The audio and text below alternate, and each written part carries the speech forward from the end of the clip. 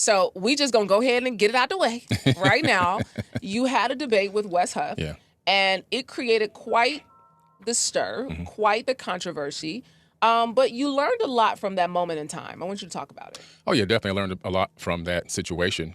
First of all, the thing that I did learn was when you're not feeling your best, don't get involved in things, specifically dealing with business. Before we go into this video, I just want to let you know that everything I say right here is just my personal opinion, but at the same time, it's actually proven by scholars and actually atheist scholars about the crucifixion of Jesus Christ. Just a heads up. What we're going to watch right now is Billy Carson again, striking again. Why? Because he's going to different podcasts again. And I just want to show you at the end of the video that every single video in his channel never hit a big number. Everything has been said through an invitation through another podcast. And this is how he became famous.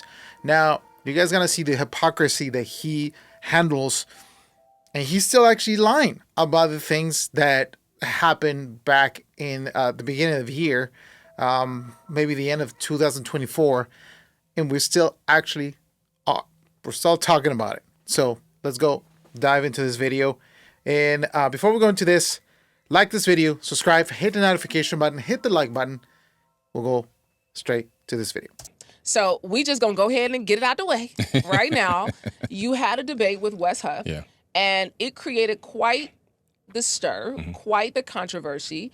But you learned a lot from that moment in time. I want you to talk about it. Oh, yeah, definitely learned a lot from that situation. First of all, the thing that I did learn was when you're not feeling your best, don't get involved in things, specifically dealing with business.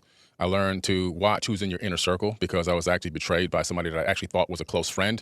Turned out to be the person who was plotting against me the whole time to put me in a very uncomfortable situation. And he chose one of my weakest hours to do it, just trying to recover from pneumonia, just being fresh out of the hospital.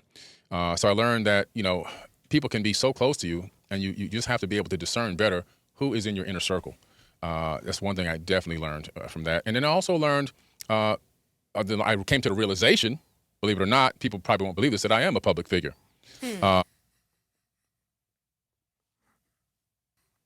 I'm sorry. I am really, really, really sad of how this man is handling all this stuff. Let's just go watch this clip. I want to let you guys know that this clip is from a clip. This clip is from his friend, Mark Minar. There you go, Mark Minar. This is his channel, as you guys can tell. And I just choose the clip where he explains exactly what's happening. Totally, what Billy Carson just said right now is totally false, because this man is the one who received the text message. You guys can see and watch this video. I'll put the link down below so you guys can watch the whole video again. Months ago, we started talking about this. So I know that one thing mentioned and his wife and other people was when we did the show, he was so extremely sick, and we were debating a dead man, I believe they said. So let me help clear that up. It was around September 28th, and I have proof of all this. I'm not going to waste my time sharing screenshots and all that. I have proof if we need it. Receipts if we really need it. Anyway, my good man Billy texted me from Egypt and was asking me, let's do a show, when I get back, about this whole thing, this healthy debate discussion about our different beliefs. I'm going to get into some actual dates timeline wise here. Okay. So my good man, before September 19th, I don't know the exact date when they went to Turkey, and he does travel all around. They work hard. That's something that I respect about him and he respects about me. And he did get really sick when they were in Turkey and flew back. It was a really bad situation. I remember constantly checking in with him, and it was literally on September 19th when I went to his house. He lives a street over, to check on my man and see how he was doing for real. And he shared with me like he did almost die. That's for real. And he had lost a bunch of weight, and I was super worried about him. His wife was there. They opened up to me about all that was going on, and I was worried about my guy, man, for real. That's why I went to his house. I wanted to check up on him. Anyway, they then had an event in Egypt shortly after that, and I know he still wasn't feeling well. I was worried about him going.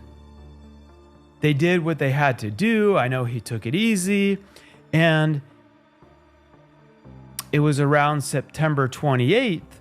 He texts me from Egypt, and he's like, hey, bro, when I get back, let's do that show where we're going to have that healthy debate, conversation about our different beliefs. And I'm like, yeah, man, let's do it. So although my good man had been really sick, this was about a month later when we actually did the show. How this all really came about and started to involve Wesley was me knowing my man. I was excited for this.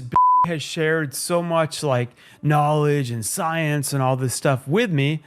I was really thinking like, this is going to be phenomenal. However, when it comes to all these different books that I believed he specialized in, I truly believed he was amazing in, that when we went to talk about like my beliefs in Christianity, and I'm a free thinker, we'd be able to have a great heart-to-heart conversation. But when it came to these different books and ancient texts, I'm not an expert in any of that. And I never pretend to be when I'm not. I have no problem saying I don't know anything about that.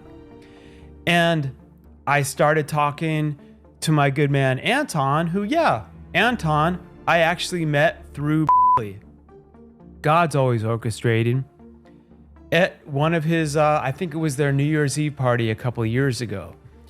And we connected. Anton was a great dude. We had a good conversation. Anton has been helping me with my media, my social media, Anton and his team, by the way. And they've been great.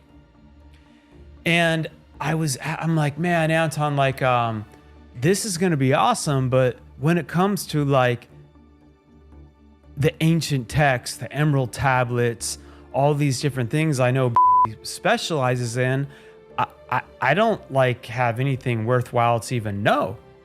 And I'm like, can you help me start doing some research on this so I can have some preparation? And Anton did. Again, this is normal stuff that I'm going to do for any regular show with anyone. You guys heard it. This is exactly what's happening. So you guys can watch this video. Billy goes on and on to the point where, he explains that he didn't know he was a superstar, in quotation, right? But from this point, from this encounter with Wes Huff, he explains also that Wes Huff gained popularity. Now, let me just put it this way. Wes Huff was a small creator, yet he has a lot of credibility in Canada because he is, I think, the president of the theological something in Canada. Forgive me, I'm actually butchering what he's from, but what he's doing in Canada. But he's so important. Like he has a lot of people know Wes Huff, but he became a sensation. He became very popular when he began to expose things about and lies, not only things in exposing, but lies about what Billy Carson said about the Bible. And this is actually what Billy Carson's bread and butter is. Simply just trying to prove wrong something that I already said it. Like, why are you trying to fight something that it's been proven for thousands of years, and people had the audacity to defile this, the Bible, something like the Bible, the biblical scholarship, biblical scholars, and people been trying to literally debunk the Bible for so many years. And yet, ladies and gentlemen, I want you guys to understand and put it in your head. Nobody is going to do this. They're going to try to deceive you. They're going to try to make you think everything they said is a counterfeit.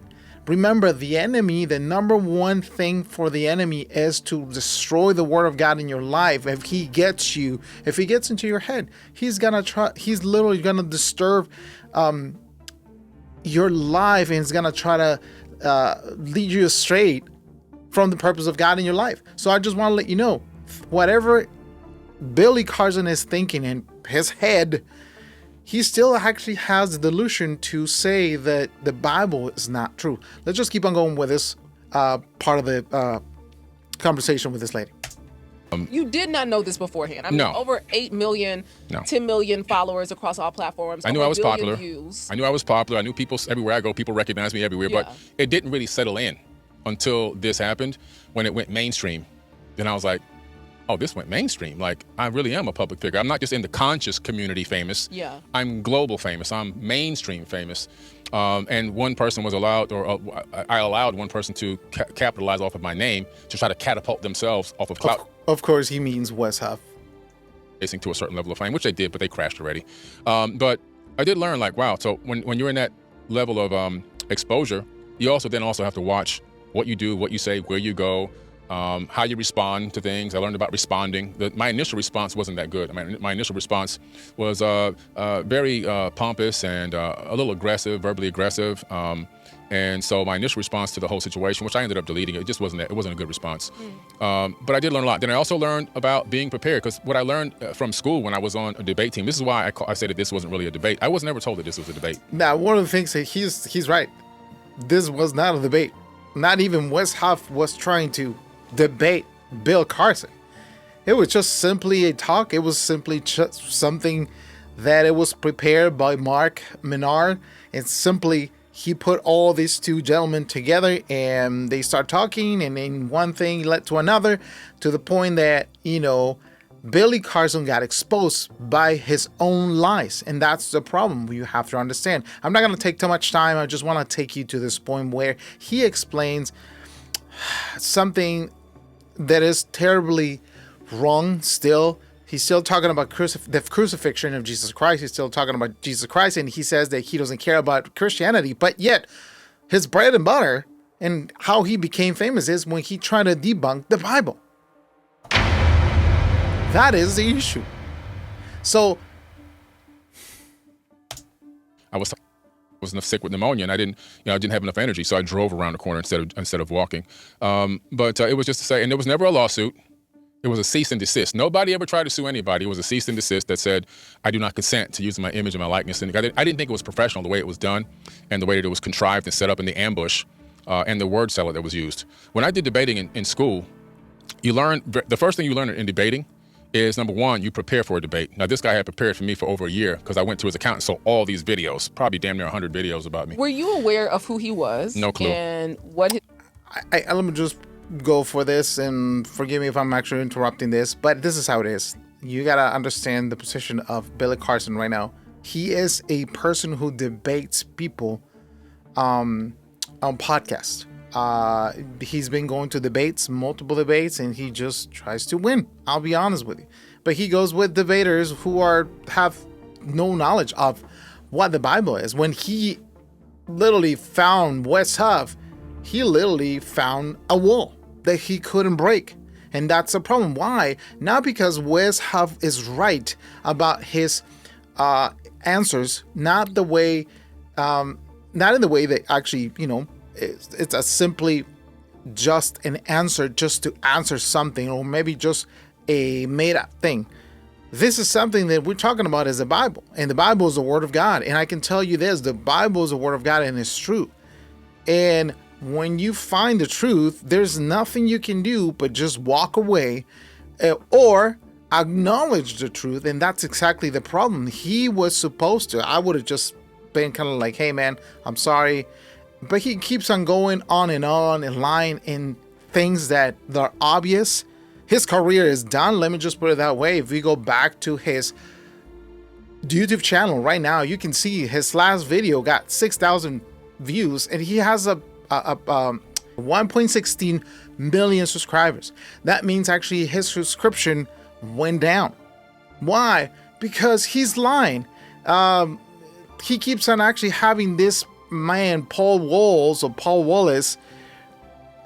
According to him, he's a Christian scholar. This guy left Christianity years ago for some reason. I don't even know. And honestly, I don't care. If you want to go watch it, watch it. The problem with that is like he never had a hit. You guys can go watch videos from 3 years ago. 8,000 views, 88,000 views and stuff like that, but nothing that it was like, oh my God, this is like 2 million views, 3 million views. Everything was done through somebody else or going through somebody else's podcast, telling lies about the Bible. So you are talking to become famous at expense of somebody else or someone else. So, Billy, come on. Actually he appeared to have won the argument. He won the argument because he stood his ground in a way that made it seem like I was uncertain of myself. And I did become uncertain of myself, actually. But then later on to find out that everything that I said was actually 100% accurate.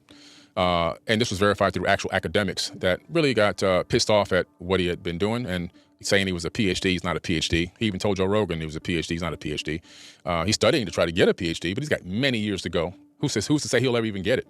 Well, there were a few moments in watching this, and we're not going to delve into this the entire interview, so we know this, but there were a few moments in the debate where some of the texts that you made mention of were discredited, as though those were forged texts, known forged texts. So let's talk about that. Well, let me just go take you through this part. Or to the hypothesis that maybe he wasn't crucified. When you refer to the Sinai Bible, would you be referring to Codex Sinaiticus? Like the codex that comes... Okay. The Codex Sinaiticus in particular is just a Greek... It's a 4th century Greek manuscript. Mm-hmm. It comes from approximately between 325 and 350 AD. And its text of the Gospels reads almost identical to the modern Greek text that we develop translations from. When you say that it denies the crucifixion or that the crucifixion isn't there... I mean, I can go on right now, Codex Sinaiticus, and I can look up the end of, say, Matthew 27, where it has Jesus being crucified. And that's in Codex Sinaiticus, or, the John 19, or any of the other ones. So I think my confusion is that it doesn't read any differently. So actually, are you able to pull up a website with the viewers or listeners or whatever? I'm looking for it right now to make sure I have the right the version that I'm looking at. Found the text where I was referencing. Actually, I was misquoted. I misquoted there. It's the Gospel of Barnabas. There are 2 manuscripts of the. This is a man who needs to study his debates about the things that he capitalized from on a daily basis. He goes to shows and podcasts talking about the Bible, talking about how the Bible is it's not true, yet he needs time to prepare. If actually Joe Rogan actually said something like this, that if you are good at something, you're not gonna forget in an instant. Even though you're sick, even though he was making a point, or he was making an example of if you're waking up in the middle of the night, somebody asks you something, it's like, sure, this is what it is. Why? Because you live, you breathe, you eat with the same thing over and over again, and you rehearse, you practice all the stuff. So it's gonna be super, almost impossible for you to forget what you stand for. Now, if this man stands for something, I can tell you this, probably this is what it is. He just reads 50 minutes before he start making videos, or 50 minutes before he start actually going to a podcast, and just spit whatever he can spit, which is totally dumb.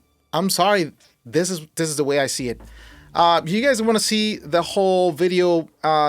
he just goes on and on, telling a bunch of lies, telling a bunch of things, crying about, oh, I was a sick man and I was ambushed and stuff like that. Like, this is the same thing over and over again. This is what he's capitalizing right now. He's capitalizing on a man who literally put an end on his career. That's it. That's it. All right. Thanks for watching. Like this video, subscribe, hit the notification button. We'll see you next time.